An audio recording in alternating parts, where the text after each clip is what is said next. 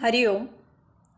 नारद भक्तिसूत्र, योगदासांचे प्रवचन, अनुवाक चौथा, भक्ती महात्म्य, सूत्र क्रमांक 25. सा तु कर्म ज्ञान योगेभ्यः अपि अधिकतरा. ही भक्ती कर्म ज्ञान योग यापेक्षा श्रेष्ठ आहे. या चौथ्या अनुवाकामध्ये देवर्षी नारद मुनी भक्तीचे महत्त्व सांगत आहेत. चौथ्या अनुवाकमधील पहिल्या सूत्रात ते भक्तीचा फार मोठा महिमा सांगत आहेत. भक्ती कर्मयोग ज्ञानयोग योगशास्त्र याहूनही श्रेष्ठ आहे. येथे जरी या 3 साधन मार्गांचा उल्लेख केला असला तरी येथे भक्ती ही अनन्य आहे. ती परमात्मा प्राप्तीच्या इतर सर्व मार्गाहून श्रेष्ठ आहे असे त्यांना सांगायचे आहे. याचे प्रमुख कारण म्हणजे इतर सर्व परमात्मा प्राप्तीचे मार्ग हे साधन मार्ग आहेत. साधन मार्गात कोणत्या ना कोणत्या तरी साधनेने कोणत्या तरी साधनेच्या द्वारा काहीतरी शास्त्रीय अशी एक विशिष्ट कृती करून परमात्मा प्राप्ती केली जाते. परंतु साध्य मार्गात सरळ मुक्कामावरच हाकारा दिला जातो. परमात्मा प्राप्ती करायला अधेमध्ये कोणाचीही गरज नसते. एखाद्या माध्यमाची आवश्यकता नसते. परमात्मा प्राप्ती करायची आहे तर सरळ परमात्म्याचेच द्वार ठोठावायचे. भक्तिमार्ग हा असा साधा सरळ सोपा साध्य मार्ग आहे. येथे कसलेही सोपस्कार नाहीत. कर्मयोगात निष्काम कर्म शुद्ध कर्म करावे लागते. ज्ञानयोगात अज्ञान दूर करून परमज्ञान दिव्य ज्ञान प्राप्त करावे लागते. योगशास्त्रानुसार अष्टांग योगविद्या शिकावी लागते. या 3ही मार्गांमध्ये किंवा अन्य अशाच साधन मार्गांमध्ये भक्ताला काही साधना करून परमात्मा मिळवावा प्राप्त करावा लागतो. भक्तिमार्गात परमात्म्याच्या पायापाशी संपूर्ण शरणागती पत्करून त्याची पादसेवन भक्ती केली जाते. येथे अगदी स्वाभाविकच अहंभाव अहंकार अहममान्यता त्या परमात्म्याच्या चरणी गळून पडते. जेथे मीपणा गळून जातो तेथे भक्ताला आपोआपच परमात्म्याचा प्रसाद प्राप्त होतो. त्यासाठी त्याला काही करावे लागत नाही. भक्त बालकाप्रमाणे अजाण निरागस निष्पाप असतो. लहान बालकाला काही लागले की ते रडू लागते. ते रडायला लागले की त्याची माता लगेच आपल्या बालकाकडे धावत येते. मातेने त्याच्याकडे यावे यासाठी बालकाला कोठेही जावे लागत नाही किंवा काही करावे लागत नाही. ते फक्त रडून मातेने यावे एवढाच इशारा करते. माताच त्याच्याकडे येते. भक्त भगवंताला असेच सांगतो की मी अजाण लहान आहे. तू विराट आहेस.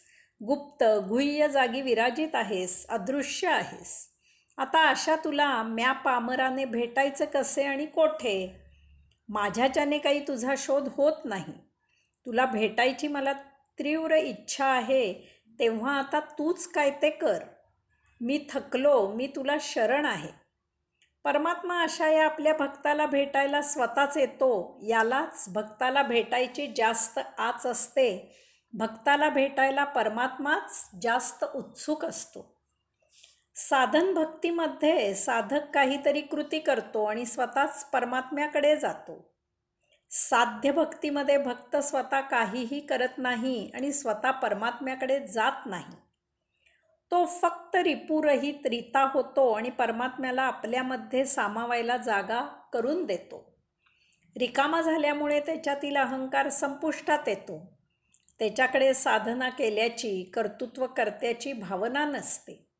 तो सर्वातून अगदी परमात्मा प्राप्तीतूनही विरक्त असतो. तो म्हणतो माझे काम भक्ती करायचे आहे ते मी करत आहे. बाकी काय करायचे ते तू कर. तुझी माझी भेट कशी घडायची ते तू पहा. भक्ती म्हणजे आपल्या कृतीची अकृती करणे आहे. कर्मभोग जमवायचे नाहीत. मी अमुक केले मी तमुक केले हा अहंभाव कर्ताभाव येथे नाही. तसेच मला काही समजते मी ज्ञानी आहे ही घमेंड नाही. योगी असल्याची श्रेष्ठता नाही. भक्त साधा सरळपणे परमात्म्याचे नामस्मरण करत असतो. सूत्र क्रमांक 26. फलरूपत्वात. कारण भक्ती फलरूपा आहे. साधनेचे फळ मिळत असतं. हे फळ म्हणजे परमात्मा प्राप्ती.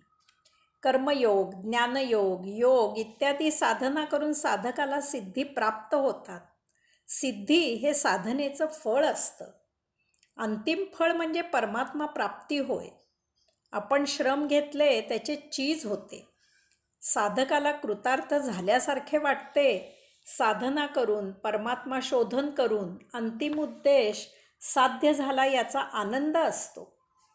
परंतु भक्तिमार्ग काही विलक्षण आहे. भक्ती ही साधना नाही, भक्ती हीच साध्य आहे. देवर्षी नारद मुनी सांगत आहेत की भक्ती फलरूपा आहे.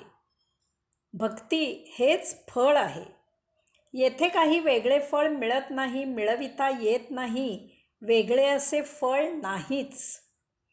भक्ती साध्य झाली की साधक अंतिम उद्दिष्टाला पोचतो. भक्ती साध्य झाली याचा अर्थच परमात्मा प्राप्त झाला. कारण भक्ती प्राप्त झाली याचा अर्थ भक्त परमात्मा होतो. भक्ताचे अस्तित्व भक्ती हेच आहे. यामध्ये भक्त आणि परमात्मा असे दोन भाग राहत नाही. यासाठी भक्तीमध्ये काहीही उपाय केले जात नाहीत. बस फक्त अंगात भक्ती मुरावी लागते.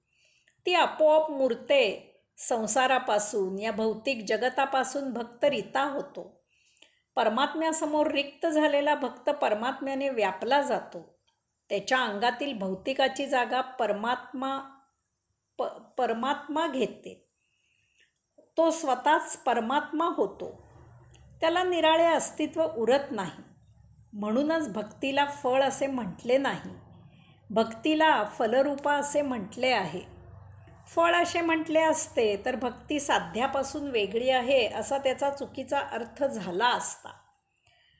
जसे योग साधना करून साधक परमात्मामय होतो, याचा अर्थ योग आणि त्याचे साध्य परमात्मा हे वेगळे आहेत. परंतु भक्तीचे निराळे फळ मिळत नाही, कारण भक्ती हेच अंतिम साध्य आहे. भक्ती मिळून मग परमात्मा मिळत नाही. भक्ती मिळाली याचा अर्थच परमात्मा प्राप्त झाला. साधनेपेक्षा साध्य श्रेष्ठ असते. म्हणूनच कर्म, ज्ञान, योग या साधनांपेक्षा भक्ती हे साध्य श्रेष्ठ आहे असे देवर्षी नारद मुनी या सूत्रात सांगत आहेत. कर्म, ज्ञान, योग इत्यादी साधनांपेक्षा भक्ती श्रेष्ठ का, ते समजण्यासाठी कारण आणि कार्य यातील फरक समजून घ्यायला हवा. प्रथम विचार करूया. कर्म, ज्ञान, योग इत्यादी साधनांचा म्हणजे साधन मार्गाचा विचार करायचा आहे. साधन मार्गी म्हणतात की आम्ही आमच्या उद्दिष्टावर दृढ श्रद्धा ठेवून साधना करतो आणि साध्य प्राप्त करतो.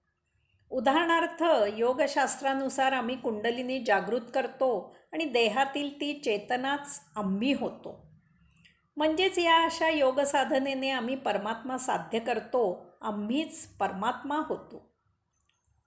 योगसाधना आम्हाला परमात्मा करते. कर्मयोगाने बी पेरले की झाड उगवते.